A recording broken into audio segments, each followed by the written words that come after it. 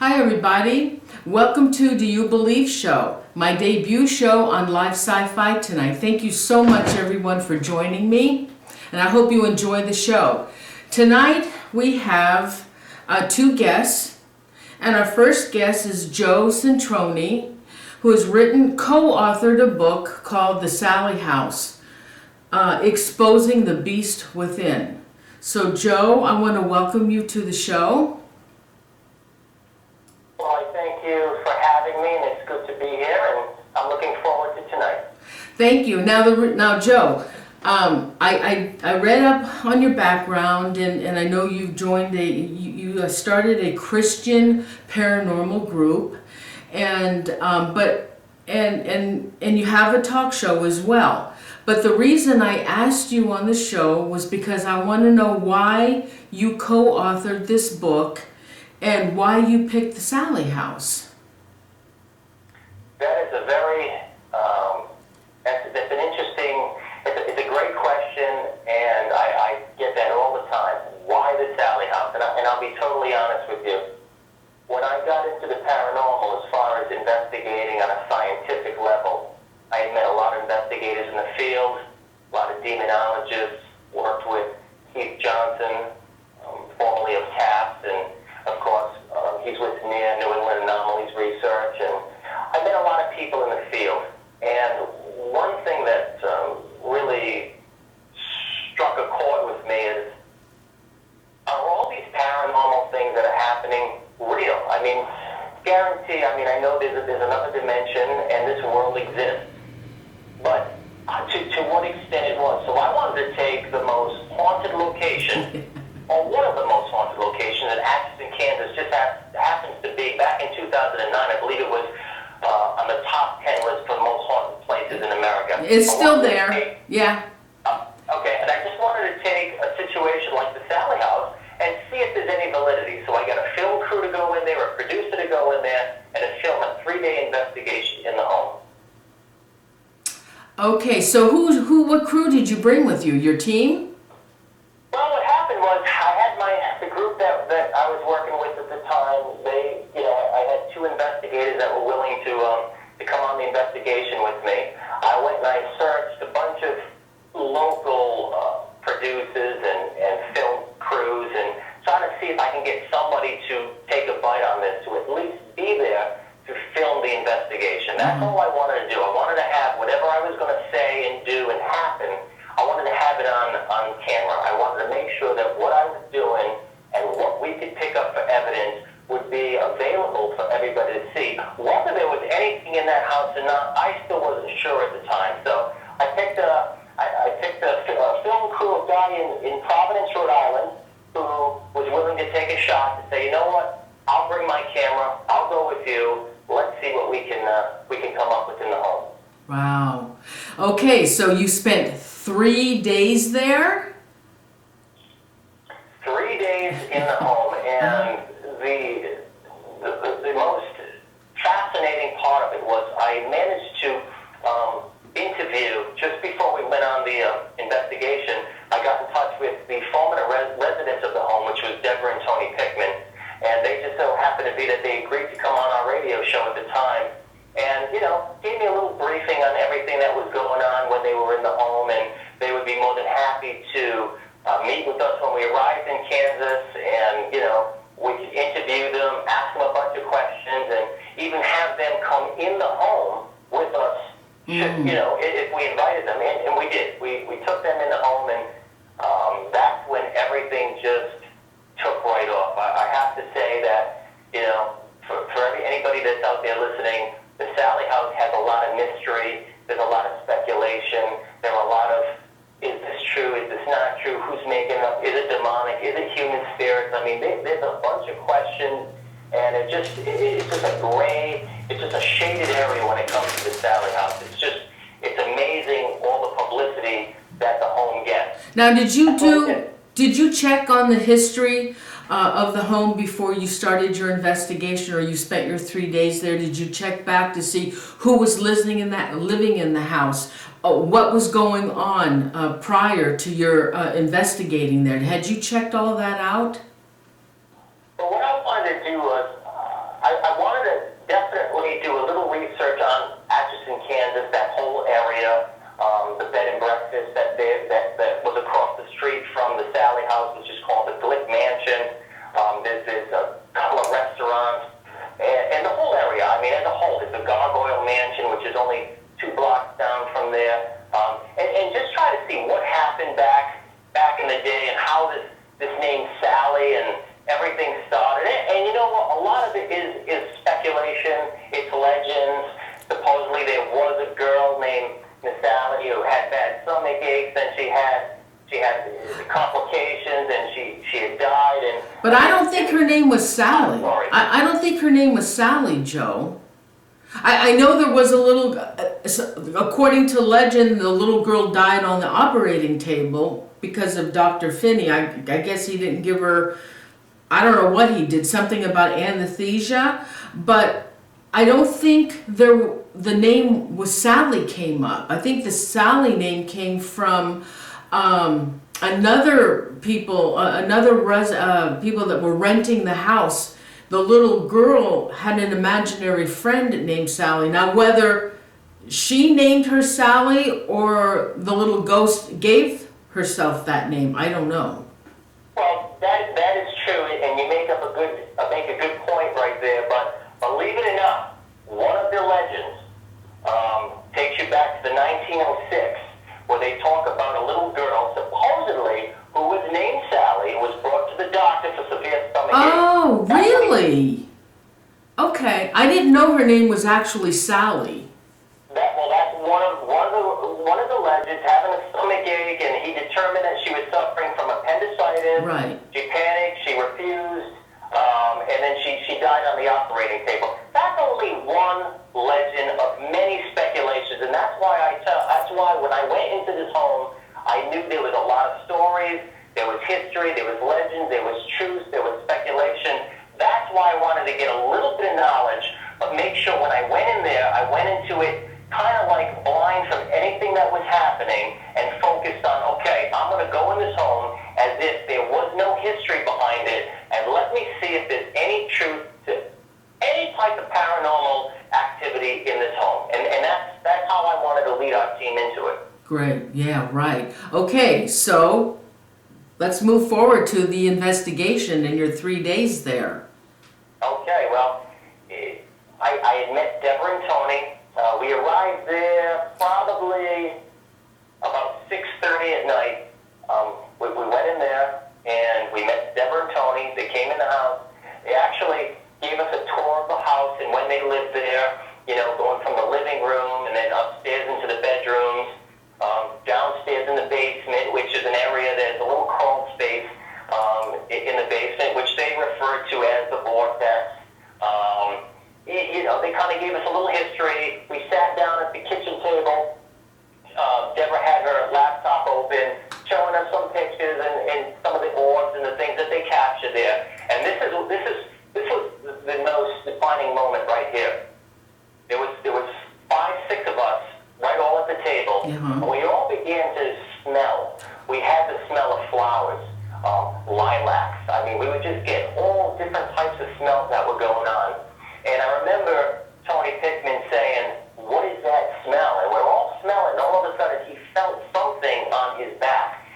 And he says, "What is on my back?" And he lifted his shirt, and there was a long scratch mark right on his back. I mean, a fresh cut scratch mark. Now, I wanted to make sure that wherever I was with the Pickmans or anybody in the home, that we were all together, we were all in hindsight, that we could see each other, make sure everything was okay. I brought a police officer in there who was also a paramedic to make sure whatever happens, obviously we would have aid there, but also if anything did happen, is there any validity? When Tony got scratched, was it real? Was it a hoax? Was he bleeding? Uh-huh. I wanted to make sure I had every aspect covered.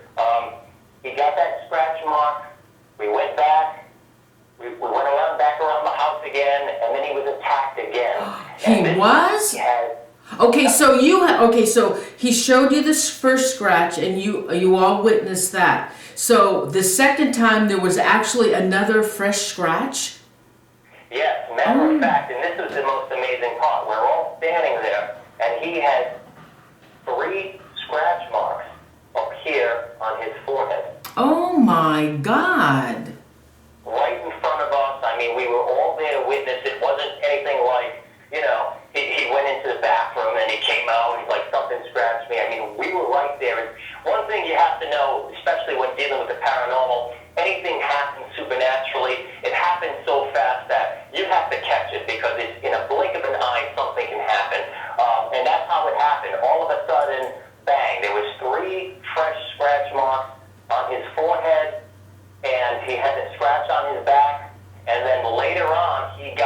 again, only it was on his arm when we were downstairs in the basement.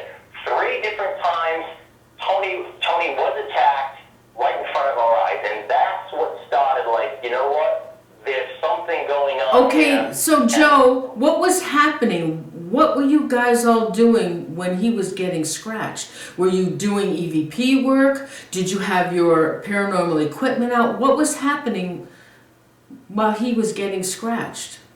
Well, what we were doing was obviously when he got scratched, at the time that he was getting scratched, we wanted to make sure he was all right.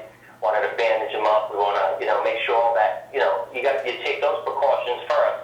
When we were taking pictures, we were running EVP sessions, had this digital thermometer out, had our EMS detectors. I mean, just making sure, as far as cold spots and experience and things like that. I mean, obviously, you get a big temperature drop. It went from 68 degrees in the home to probably, I would say, just on an estimate, about 40 degrees. I mean, it just got cold. We all felt it, and bang, that's when he got attacked. It was just like a huge temperature drop. So, dealing with the temperature drop, dealing with the different various smells, we knew that, okay, you know what?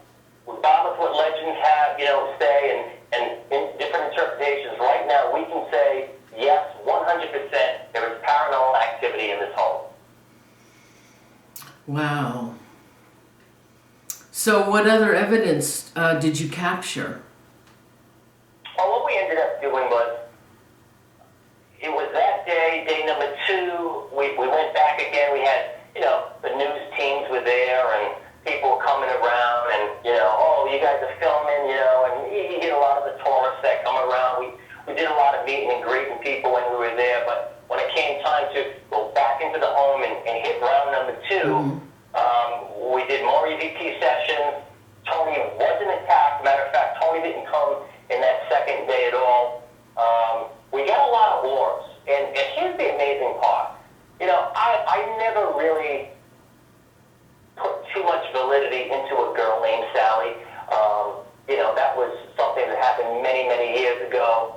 But I will say this. The orbs that we captured, a matter of fact, on my website, I do have those orbs from the investigation. There's an investigator, in one of the pictures that we have an investigator, and on the bottom right-hand corner is a huge, bright white orb. It looks like a full moon. And we blew it up. I mean, obviously, we put it on the computer, and we blew it up, and we wanted to make sure, what was it? I mean, orbs can be 100 different things. But there was a face inside that orb. And the most amazing thing to this orb is it was a woman.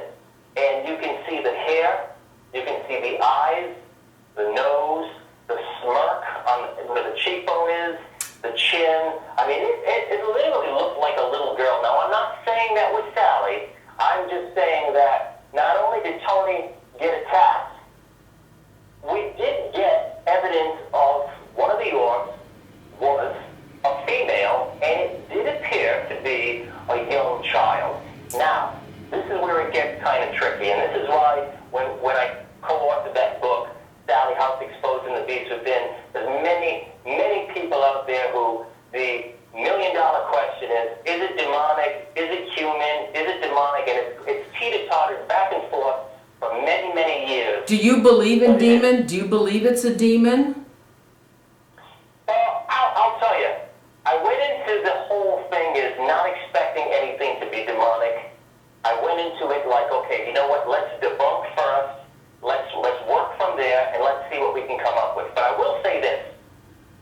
I believe there were multiple spirits. See, I believe Atchison, Kansas, that whole area, not just that home, but I believe that whole area was some sort of a portal that opened the door to a lot of different spirits. I met an investigator. Matter of fact, Denise Jones. I met investigator Denise Jones, who was telling me that how she described it was that little portal, that little vortex around that geographical area was almost like a bus stop, a supernatural bus stop for multiple spirits.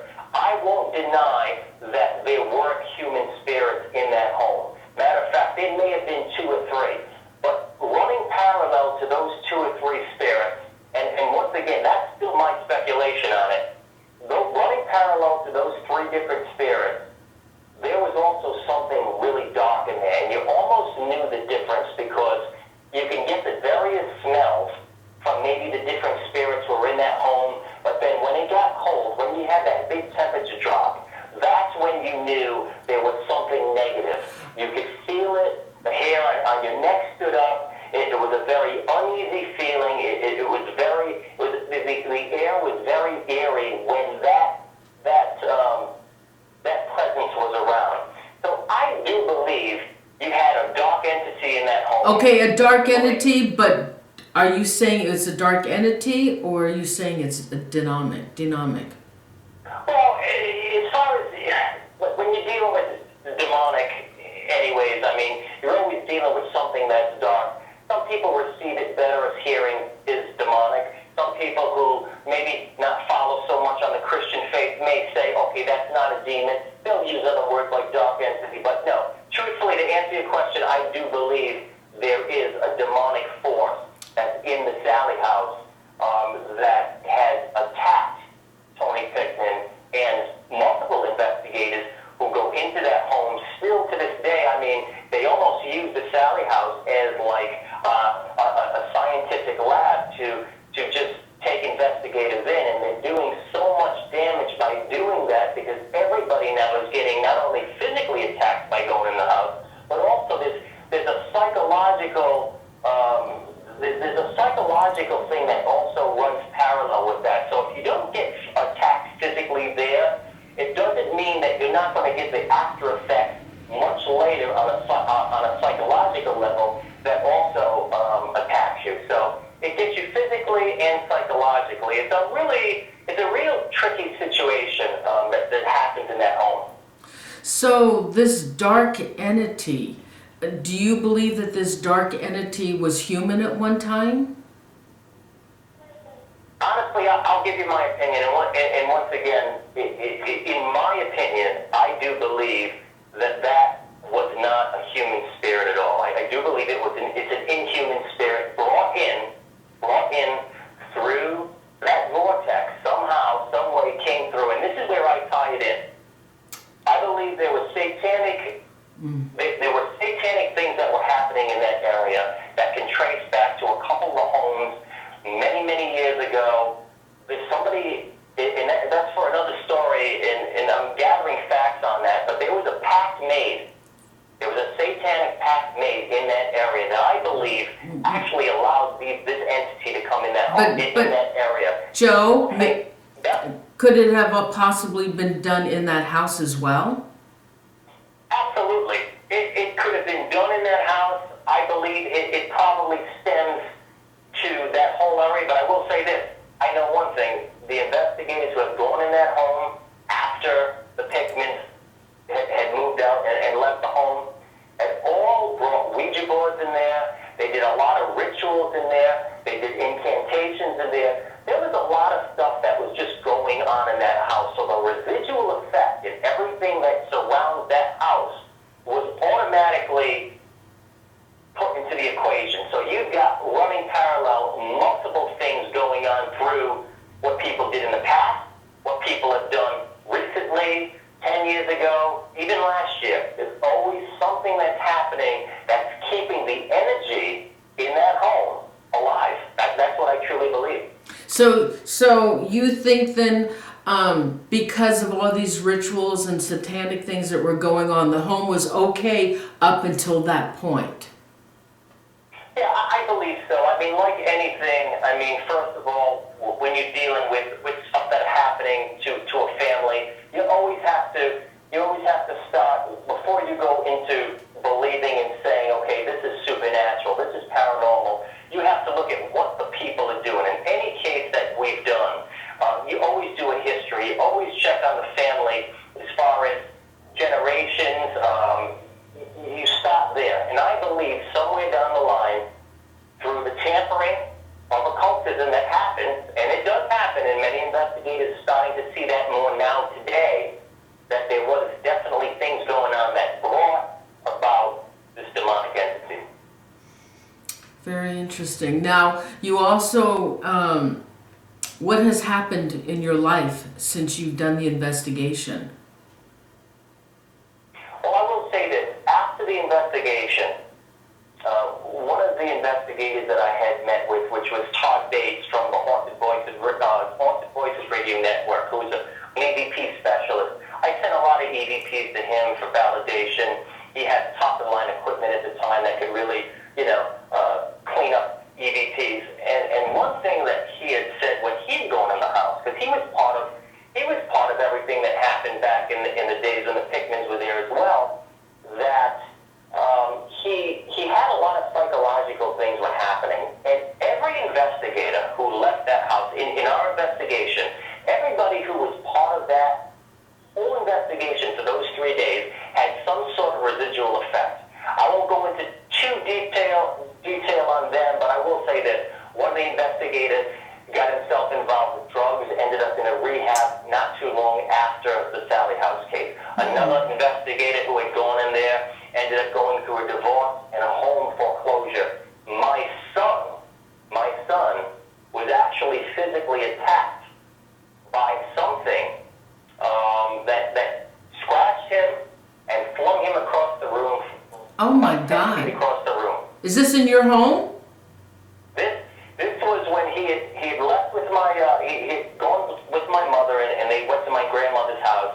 And I got a phone call the next day because they had stayed overnight. And my mother called and says, "You're not going to believe this, but Joey," which my son, was attacked by something. And my mother took the picture because she had the disposable camera. And in the picture, you could see the scratch mark on his forehead. Same thing as what happened to Tony at the Sallie House, and a big white cloud of smoke surrounding his head. That's when I said, "Okay, wait a minute. Could this spirit have attached itself and followed us?" Absolutely. That started me to say, "Hey, you know what? There's got to come a time where you, as an investigator, have to seek out what your true motives are when you go into homes, when you want to help people." A lot of people perceive the paranormal world right now as a hobby. It's fun. It's on TV. Media glorifies it. I believe a lot of stuff can be faked. I mean, I'm not doubting that. Not everything that happens is truly paranormal. But I do think that we're at a time where the veil between both worlds is so rich right now through all the paranormal investigating, all the crazy that's going on, that it puts a lot of families, investigators, their families, their loved ones in jeopardy. And I believe that investigation, what I did in exposing what was in that home, writing a book about it, my son getting attacked was almost like a way to say, okay, this is what you get for doing that. I truly believe they were trying to fire a warning of what we had done in the home. Have you been back to that house since? I have not been back to that house since. I've done, multiple investigations outside there with our group, and, just doing what we do when families call up and they want help, and we validate it, and we'll do that. But as far as the Sallie House, no, I have not gone back there since, and I really have no reason to go back there. There's nobody living in the home. When we went there, we wanted to do an investigation. I also wanted to meet with the Pickmans. I wanted to see where they were at spiritually, and what was happening in Tony's life since he left the house. That was my main concern, was just to validate everything. But then, like I said, I mean, even writing the book on the Sallie House, when I talked about the investigation we did, I talked about not all the good things that we did in the house, but a lot of the things that went wrong, a lot of the stuff that we did wrong, that maybe our motives for going in the house at the time weren't really that positive. Like, maybe we were thinking, hey, you know what, maybe we'll get a reality show. Maybe we'll get exposure for doing that. So I truly believe that your motive and how you go about cases and what your true motive is for helping people really has a lot to do with how your life plays out in the supernatural world. Now, you have evidence from, you've posted evidence on your website on the Sallie House? Yes, I do have evidence on the Sallie House and also other cases, but a lot of stuff from the Sallie House, there's pictures of orbs there. We have the shadow people, and a bunch of little different things that we have going on there. There's even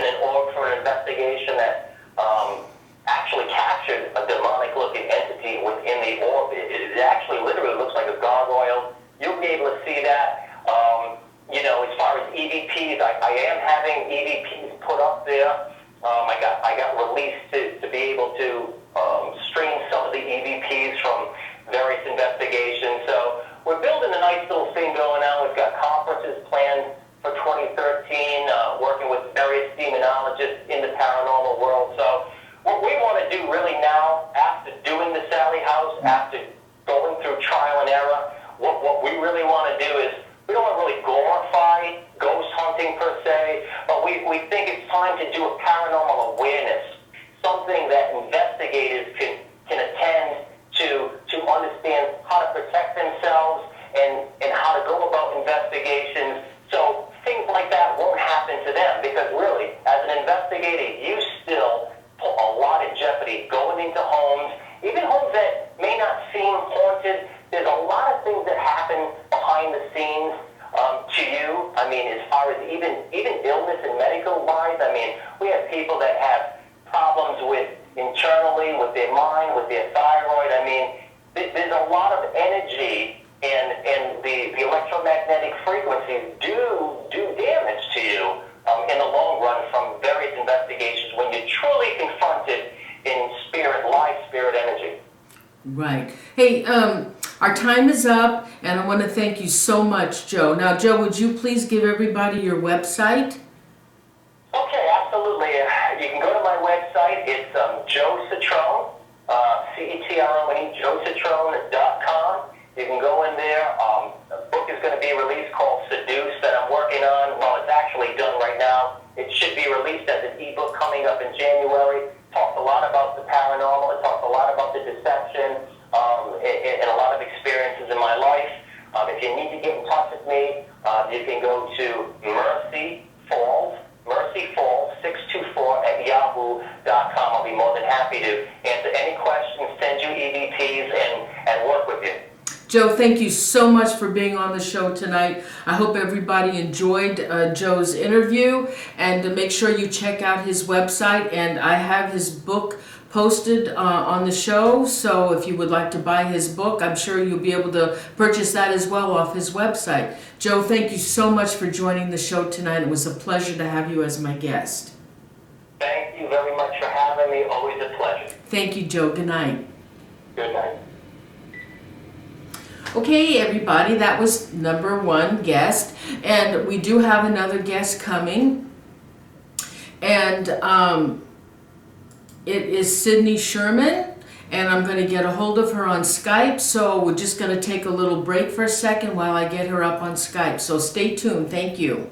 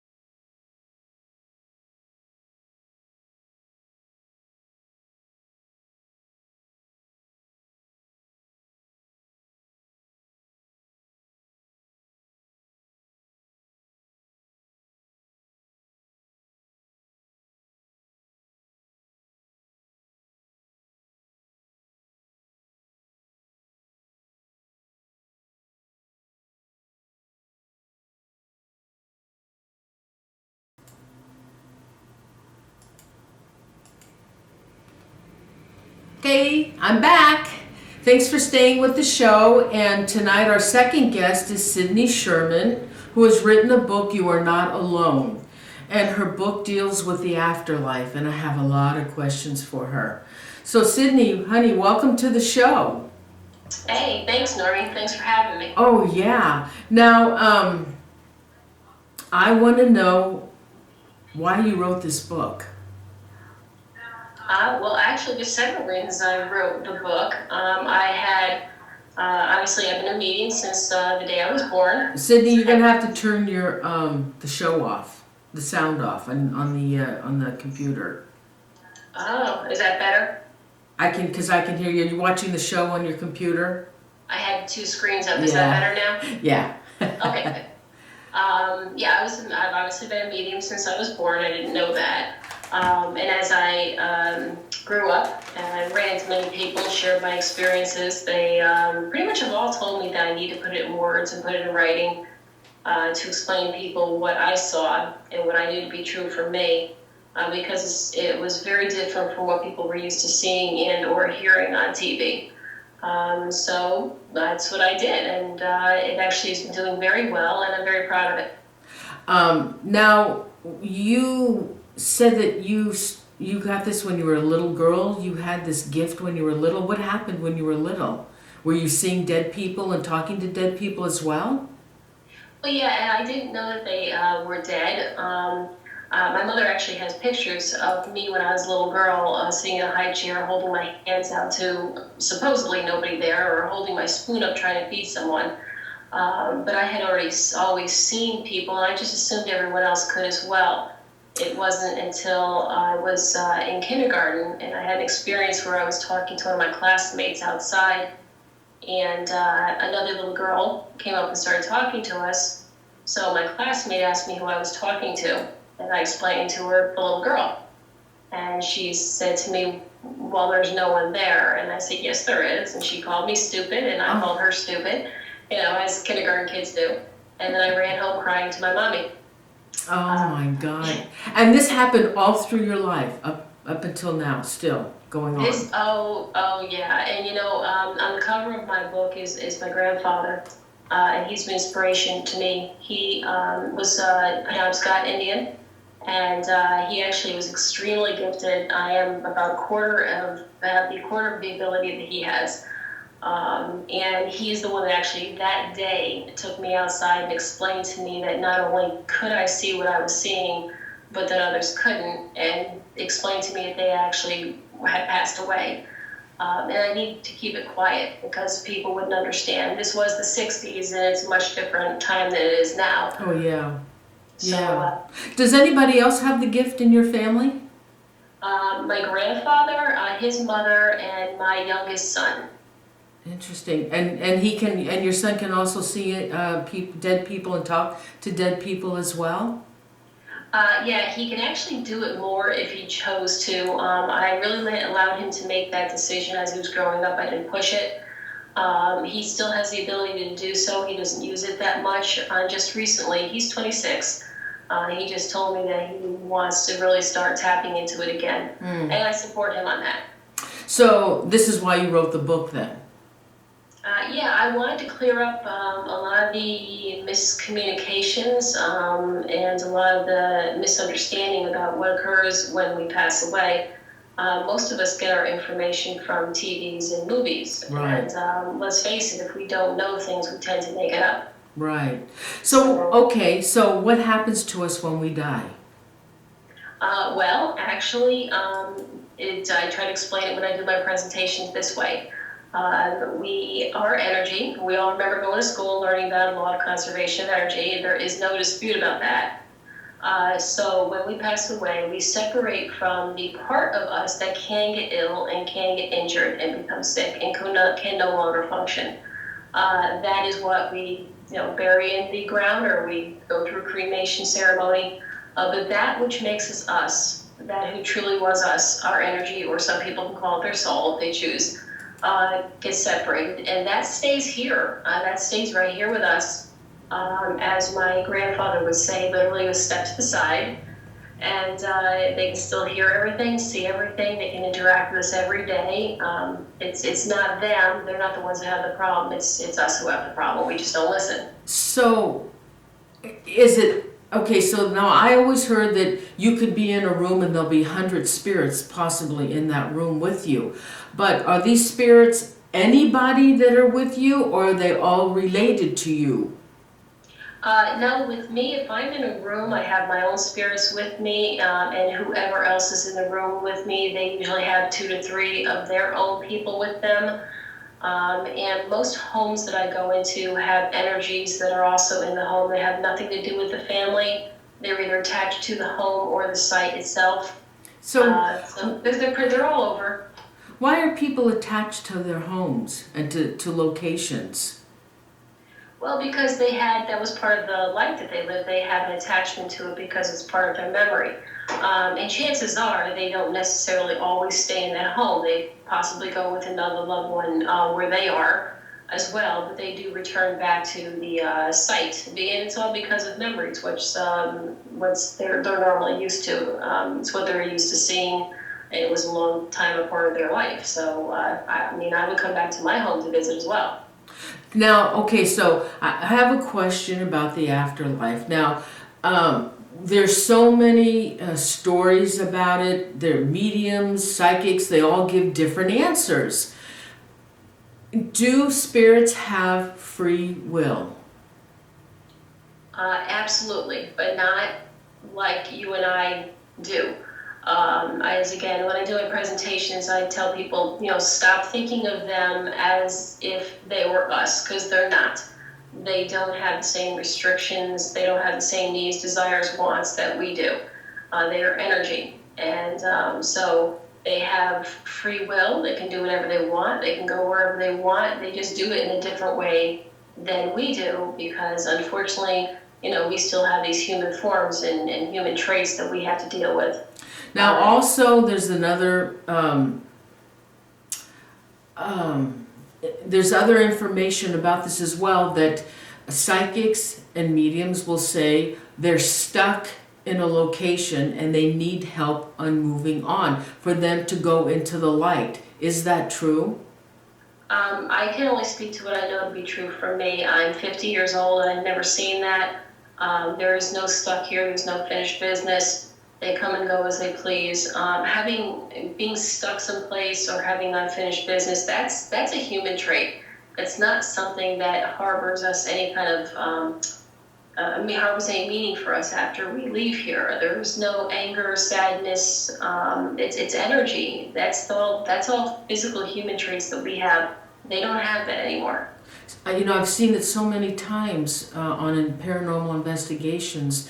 If we have a psychic or a medium with us, or this is when I used to do it, they would say, oh, the person is stuck, the spirit's stuck and they need help, they need to go into the light.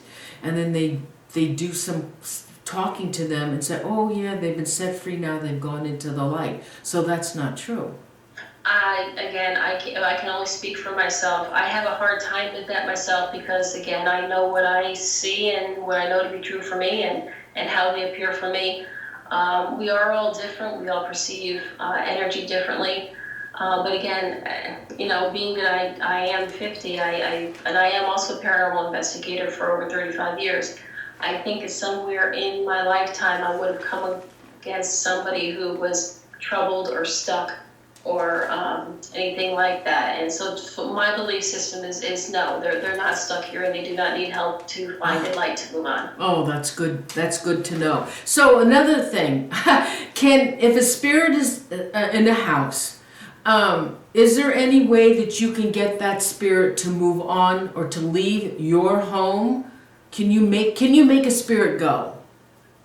You could. I mean, if they don't want to, they're not gonna. I mean, pretty much I tell people all the time, if you really, don't want them there, just explain to them that you don't want them there. But my question to them always is, why don't you want them there? If they're not doing anything to you, if they're not harming you, share your home with them. They can't do anything to you.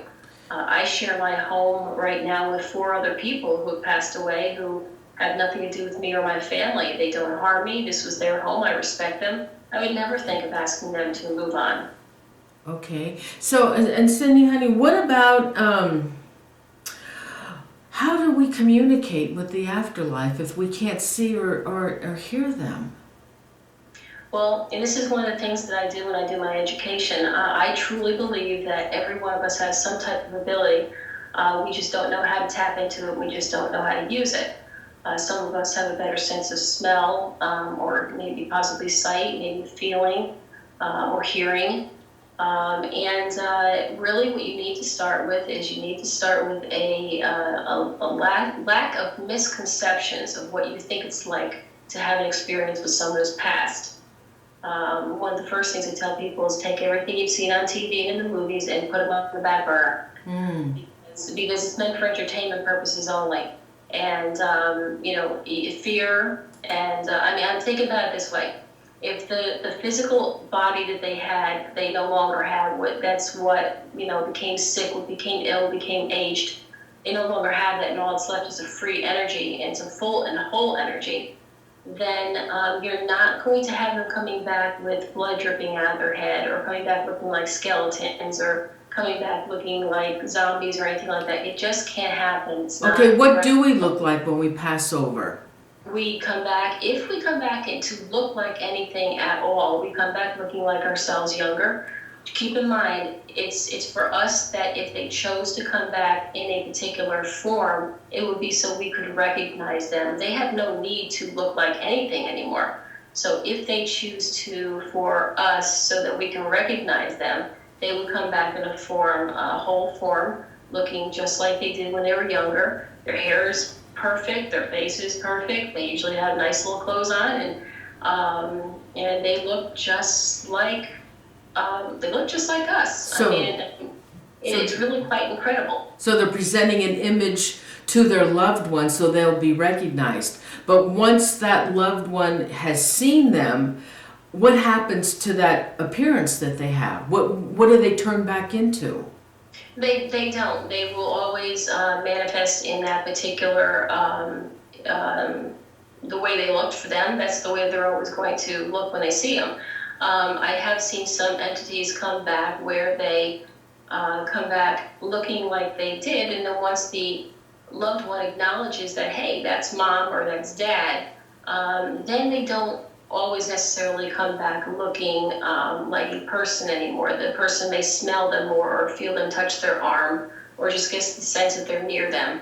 But it really is all for our recognition. They do not have any reason to look like a person anymore. So, when people send me photos all the time through Connecticut Ghost Hunters to review, and they send me pictures of an apparition that they call it, where they're always wearing white, because every spirit wears white. Apparently they don't have anything else to wear, and their hair is long and disheveled, and they're walking all crooked and stuff.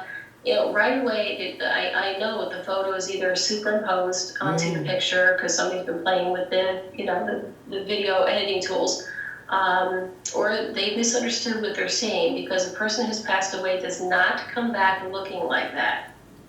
Okay, Cindy, do you believe in elementals?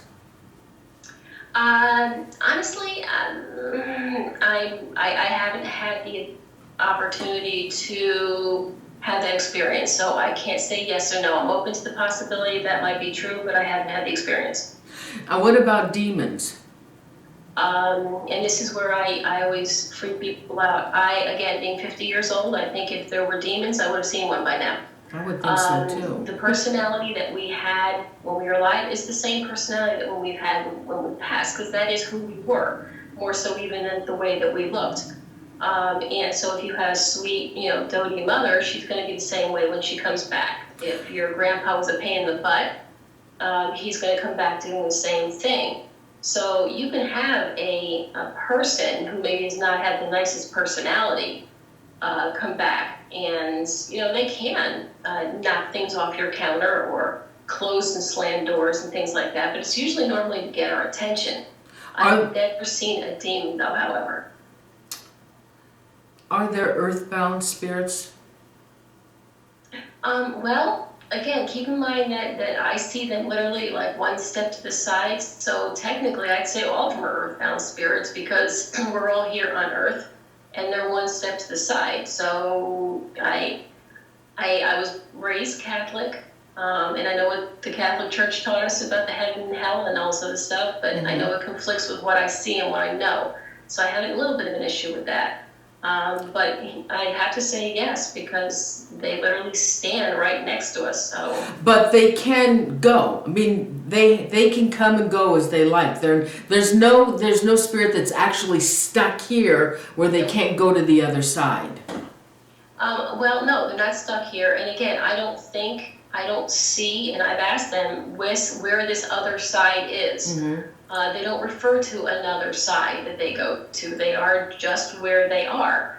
And they seem very happy there. And my grandfather used to do a really neat trick. I wish I could do it. But he would say that we walk into different realms. We walked in and out of realms all day long. We just didn't realize it. And he would take one of his hands and stick it out into the air as he was looking for something.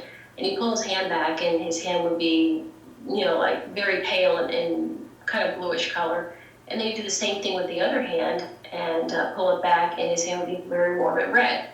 To show us kids when we were younger that these are the different realms that we walk into every single day, in and out, and we just don't know it. And that's where they are. They're just in these different realms, one step to the side. How many realms do we go to? Oh, he said that, well, again, I can't see what he saw. He was awesome. He really was. But he said there's thousands of realms. And, I really wish I could see what he was seeing, but I can't.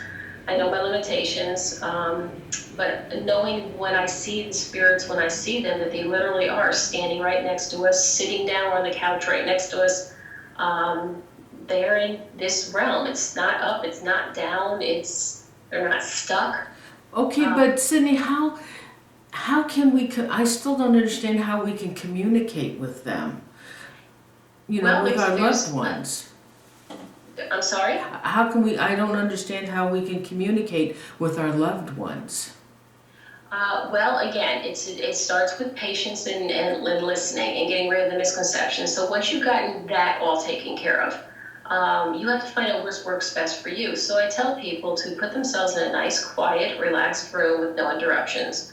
The first thing I tell them to do is to see if they can call out their name, the person they want to come through for them, and to ask them to do something for them.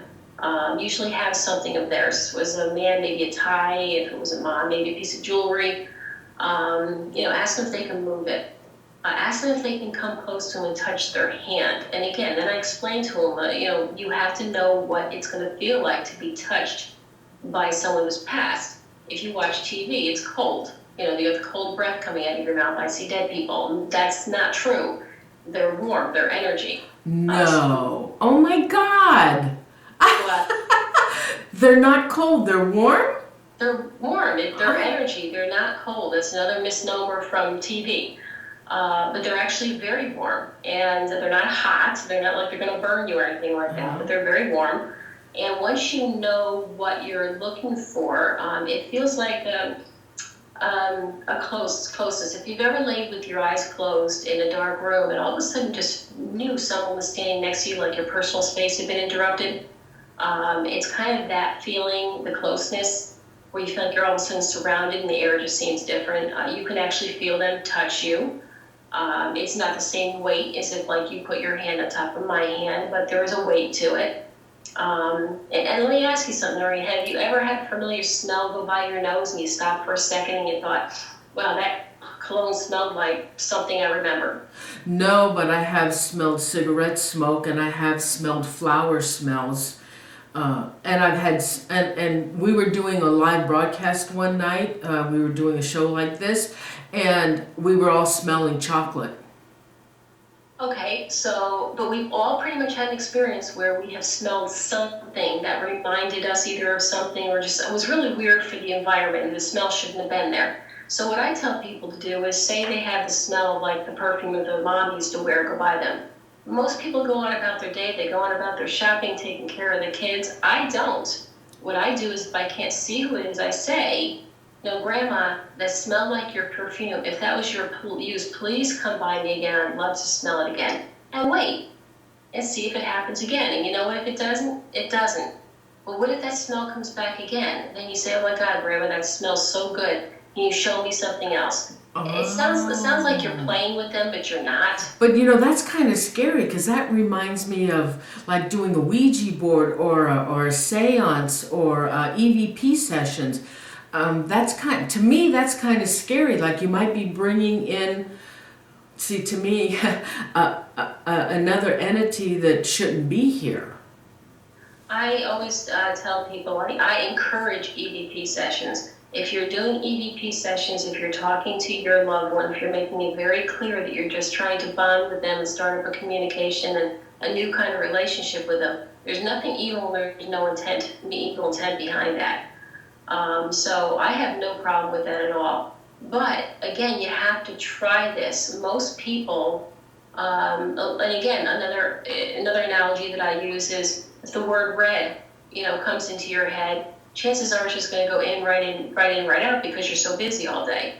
Whereas if the word red comes into your head for no reason, just stop for a second and say, okay, why did the word red pop into my head? Who wants me to know about something red? And wait, and maybe you'll get something, maybe you'll get car.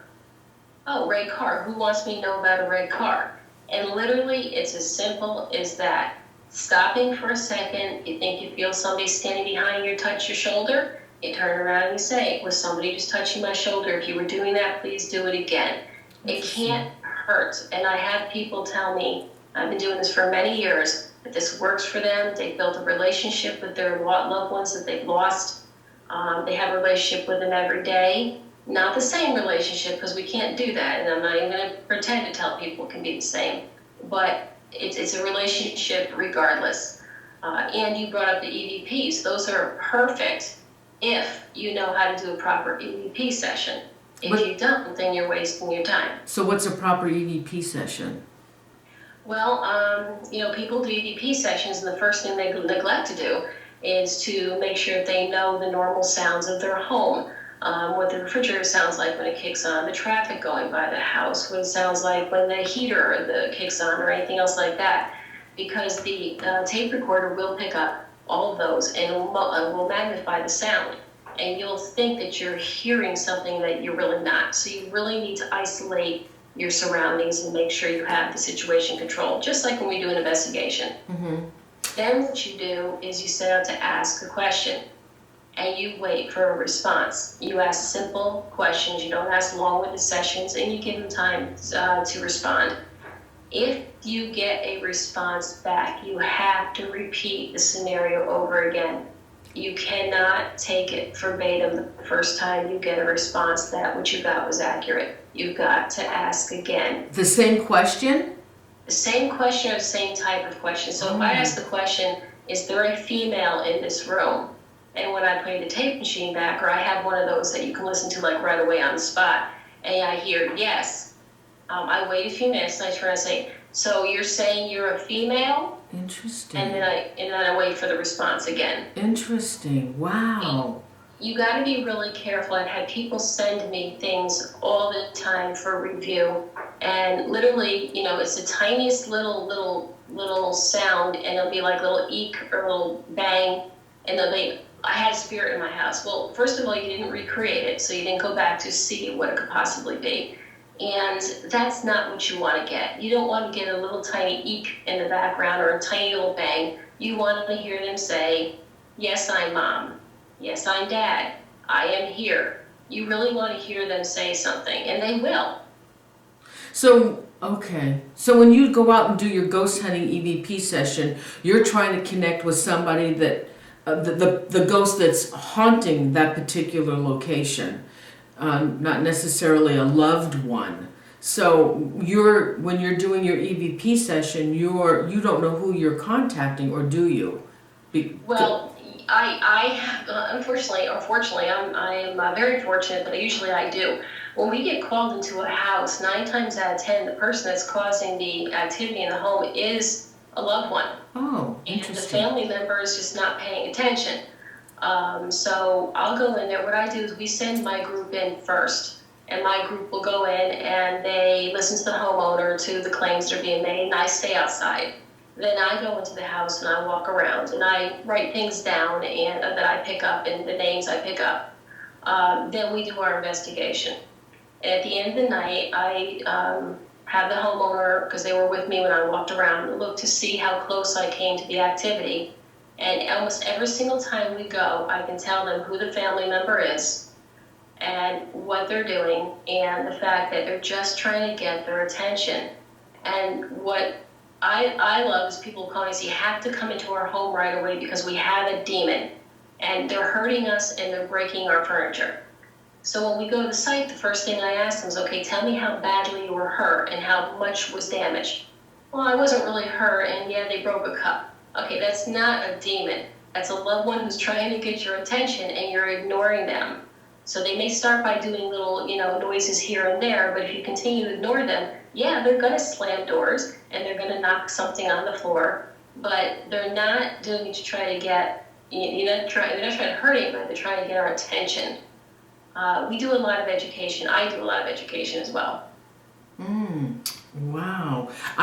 There's a question from Tim. He wants to know, do you think it's possible that a negative entity could show itself to you in a different way? Do I think? Well, first of all, I'd be the first one to say that anything is possible because people don't believe what I can do is possible. Again, I don't believe in negative energies. I don't know how to honestly answer that question. The only first of all, we all have negative energy. Whenever we're sick, whenever we're ill, whenever we're having a bad day, that's a part of negative energy, which can result in poltergeist type activity. So I'll take the question from that direction. Do I believe that negative type of activity that we set off ourselves can manifest into somebody? Yes, I do believe that. But as far as a separate negative energy, I have no knowledge of that and I haven't experienced it, so I really can't answer to that part of it. So, can a ghost manifest itself to you? Can a spirit manifest so that I can see what they look like? Yeah.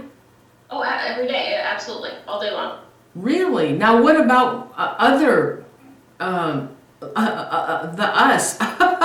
When we say, okay, show yourself, make yourself known. Can they do that if they want to? They can, unfortunately, and they do. Unfortunately, that's usually our inability to be able to see them. And I write about in my book, which is actually pretty cool. People call this a gift. I don't call it a gift.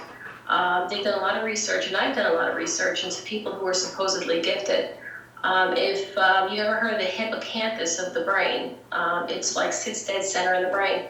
And it helps figure out what people are seeing and hearing. It's one of the things that it does. It helps figure out and tell the brain what exactly is going on with all of our senses. That sometimes is 2 times larger in size than the normal brain. Norepinephrine, serotonin levels, which are used for mood enhancement, stimulation, we all have them, but it's also used as a neurotransmitter for our senses. And sometimes the blood levels of people who are quote unquote gifted, they have 2 to 3 times the normal norepinephrine and serotonin levels. So if it is in fact true, which the evidence seems to show as of right now, that the person who's gifted has a larger hippocampus of their brain and their norepinephrine serotonin levels are 2 to 3 times larger, then it really is simply just biological. So if that's the case, you may not be able to see them, and it is very difficult to see them. Even taking pictures of them is almost impossible to get. But that's why I tell people, use the other alternatives you have. You can hear them by use of EVPs if you can hear them with your ears. You can absolutely feel them once you know what they feel like. But the best thing is to ask them to show you to do something. Move something for me, shut the door for me, knock this over for me, knock on the wall for me, repeat it again. That's the best thing that we can do. So, Cindy, do they need your energy to do this? They do use your energy, but they do have their own energy as well. But usually most of the time they'll use energy in the environment and their own. But sometimes to get a little boost, yes, they will use some of your energy, but you'll never notice it. It doesn't affect you at all.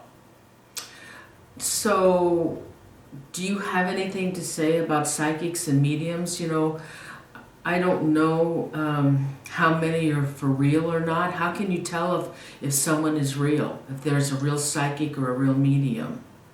Oh, Noreen, you're wonderful. In my book, I have a chapter called The Reader.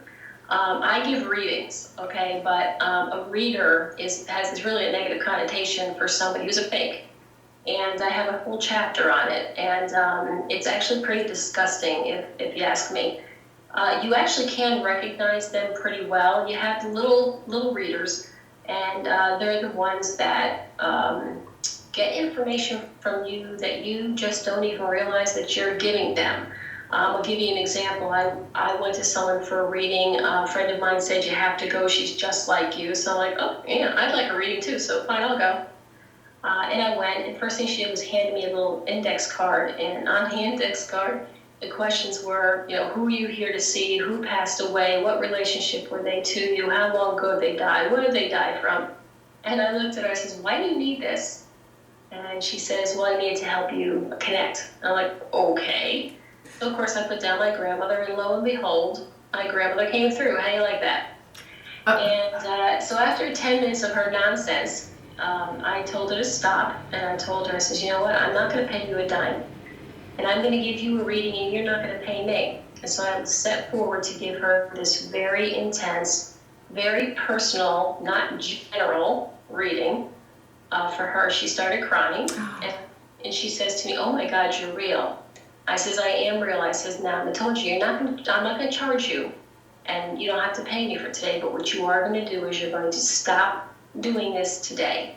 You're going to stop preying on people's raw emotions and taking their money and lying to them. You're going to stop, because it's disgusting. Oh my God. Well, yeah, I didn't really make a dent in her because she's still in business today. I'm not surprised. I haven't had one psychic give me a correct reading, not one.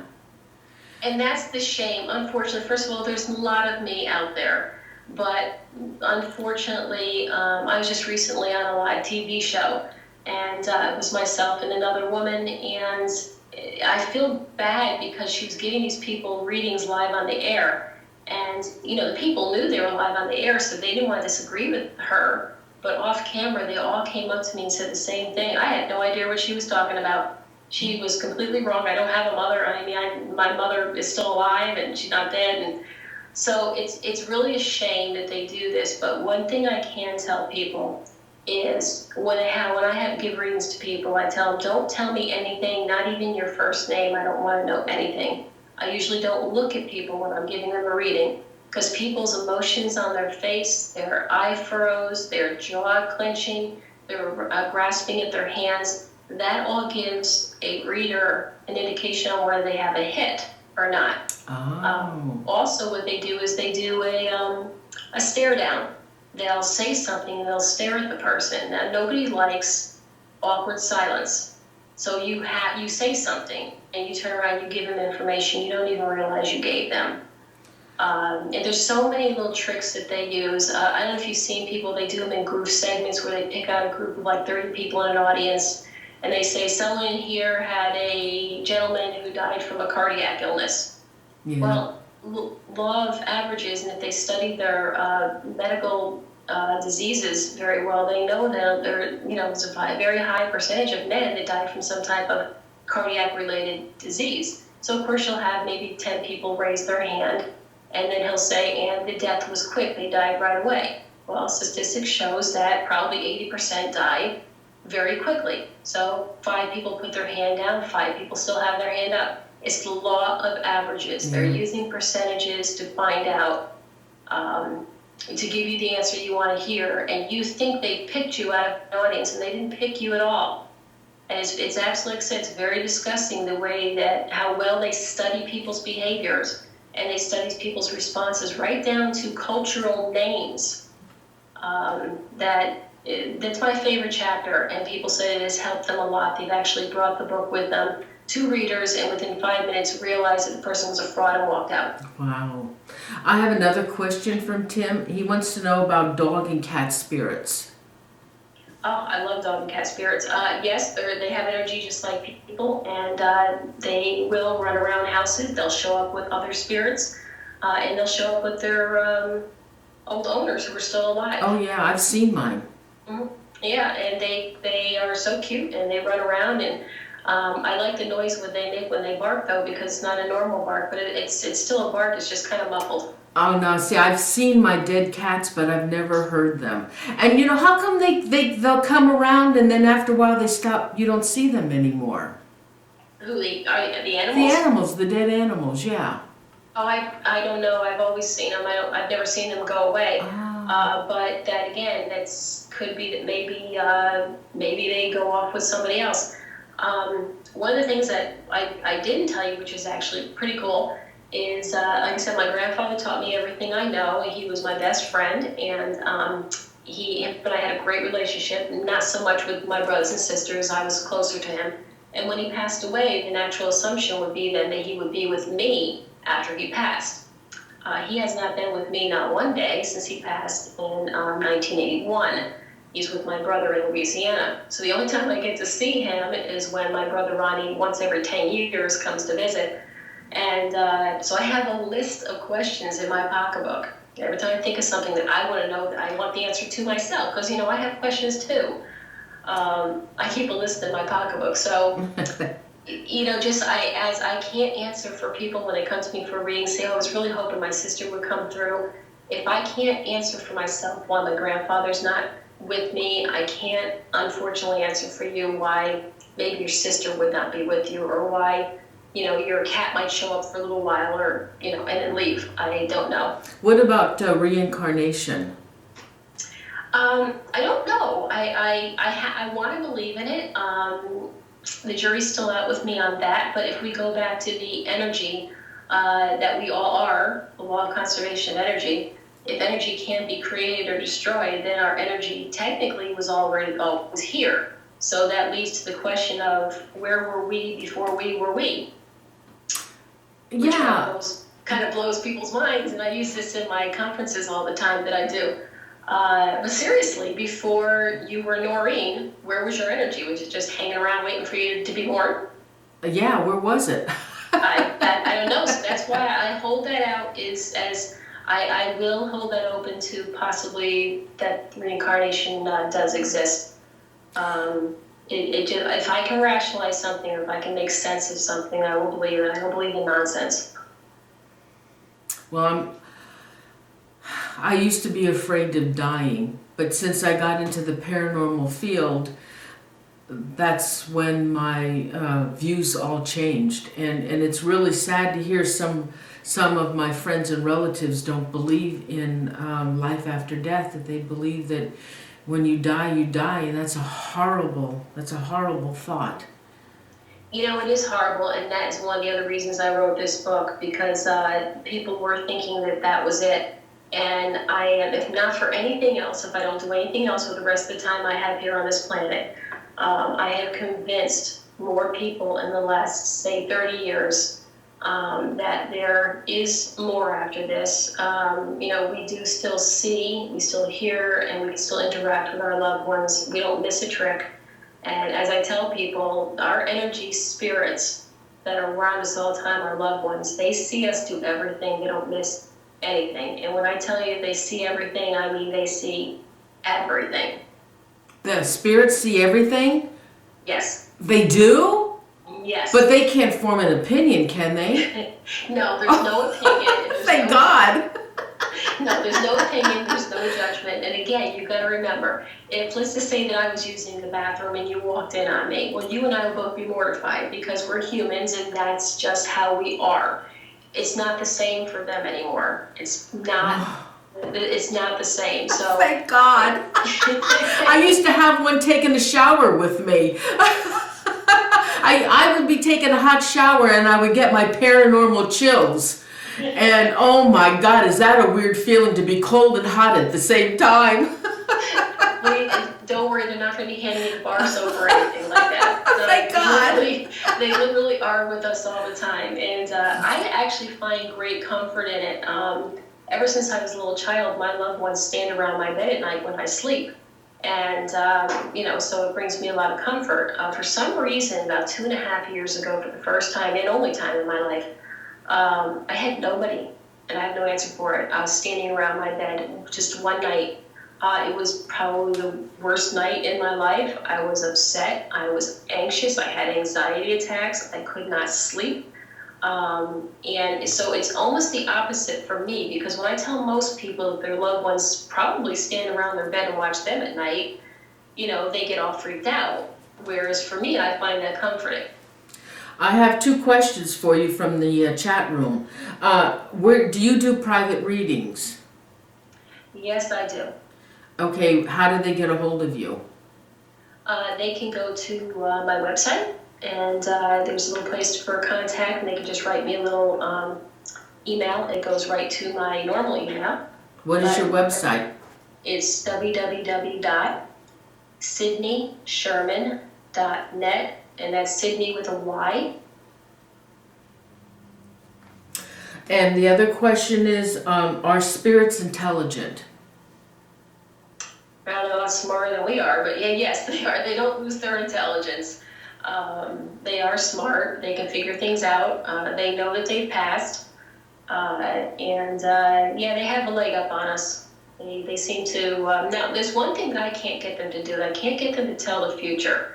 They talk about the here and now, and they talk about things that they did in the past that are validating, that people would know about.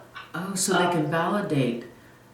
You know what? That's why when I hear somebody says, I will not watch any of the shows on TV, the mediums or psychics or anything else like that, because I just get really, not all of them, I'm sure that some of them are good, but I mean, most of them I get annoyed because they use such general information that can apply to just about anybody. Like some days you have good days, some days you have bad days. Sometimes I think you don't like your job, and sometimes I think you like your job. They don't talk about stuff like that. To give you an example, I had a woman here the other day who the grandmother says to me, who's passed, I have this turkey platter that I used every single year for Thanksgiving, and, it was one of my favorite things to use, and she got it, and she has it in a box stuffed under her bed, and she never uses it. So I said to the granddaughter, your grandma wants to know why you're not using this turkey platter, or why you have it stuffed in a box under the bed. And the girl says to me, well, it was something so special, it was beautiful, and I don't want anything to happen to it, so I put it in a box. And she goes, wait a minute, how do you know that I have the turkey platter of my grandmother's under my bed? I said, I don't. She does. Mm. And that's the validating kind of statements they make. They talk about how fat our rear ends got. They talk about the birthday party you just had and who didn't show up. It's actually amazing the stuff that they come out with, but that's how it's supposed to be. Wow. Okay. I have one more question before we need to close the interview. Is there a heaven? Wow. I knew you were going to ask me that. Okay. Again, being raised Catholic, I was taught about heaven and hell. I have asked my loved ones about heaven and hell. They do not respond. They do not refer to heaven or hell. And they don't refer to, because I get this question too, a God. Now, let me tell you where I have a problem with all this. I don't have a problem with the heaven or hell part. I really don't. Because I know where I see them, and I see them right next to us. I have a problem with the God thing because I truly believe there's something greater, that there's a greater power, and I call him God. That oversees, what's going on, who's made us, and who started the whole thing. So, just in case that question ever came up, I can't answer the heaven and hell. I can tell you that they did not discuss it, and I have asked. So, and I can say something else if you don't mind. Oh, yes, please. Which brings people a lot of comfort. Being raised a Catholic, one of the things we were always taught is if you commit suicide, it's a mortal sin, a cardinal sin, and you're going to go to hell because you sinned against God. Right. I have given so many readings to so many people whose loved ones who've committed suicide have come through, and they are right with everyone else. They're not up, they're not down, they're not sad. They come in the same area with everybody else. They're all whole, they're all happy, and that to me is very, very important. It goes against what I was taught. but I'm sorry, it's what I see, and there's no needs for this nonsense of people getting all sorts of upset and everything with the loved ones that are left here thinking that their loved one is in hell. And it just doesn't happen that way. They're right with everybody else. Awesome. I have another question in chat from Debbie. She says, Sydney, when I received my gift after my near death, I was so scared and could not get it to stop. Then I decided to accept it, and I was able to control it. Is there help out there for people that get new gifts that are scared of it? Actually, yeah, there's, oh God, if I can remember the name. Well, actually, I can help. I mean, I actually do teach classes to young kids and to adults and teenagers on how to be able to work with their gift, use their abilities, be able to control it so it doesn't interfere with their life, how to recognize what type of gift they have, because everybody's gift is different. So if she wants to go to my website, I'm more than happy to just do a private free chat with her and just, see everything I can do to help her out. It is rough. I mean, I was born with it. I don't know any different. But I have parents bring their kids to me all the time that don't have the help that I did. And I have no problem helping anybody because it can be an absolutely wonderful experience, but it can be pretty scary if you don't know what to expect. Wow. Geez, Sydney, it was such a pleasure to have you on the show tonight. I'm just in awe of you, and I guess I'm going to have to get a hold of you. I'm so happy to know that about the afterlife, and I would love to have you back on the show again. Maybe next year you'll come back because there's more questions I have for you. I would love to. By next year I'll have the second book written. Oh, what's your next book? Well, the next book is going to be on how to recognize gifted children and help them through it, and it's going to come with a book for the parents, so the parents understand the process, and it's going to come with an illustrated book for the kids, so the kids can read along with the parent and understand a little bit better. That's awesome. Well, again, thank you, Sydney, so much. Do you want to give them a website where they can get your book? Yeah, right now they can get my book on the hardcover. Actually, it's not a hardcover, but the actual book on the www.sydneysherman.net. It is available on Amazon and all the other downloadable places for your Nook and your Kindle, Amazon, Barnes & Noble, all those other places. And for the Connecticut Ghost Hunters, it's www.ctghosthunters.org. Well, Sydney, thank you again so much for being my guest tonight. It was such a pleasure to have you on the show. Extremely interesting information. Thank you, Sydney. Thanks, everybody, for joining the show tonight. Do you believe? And we will see you on the next show. Thank you so much for joining us. Good night, Sydney. Thank you. Thank you, everyone. Bye-bye. Good night.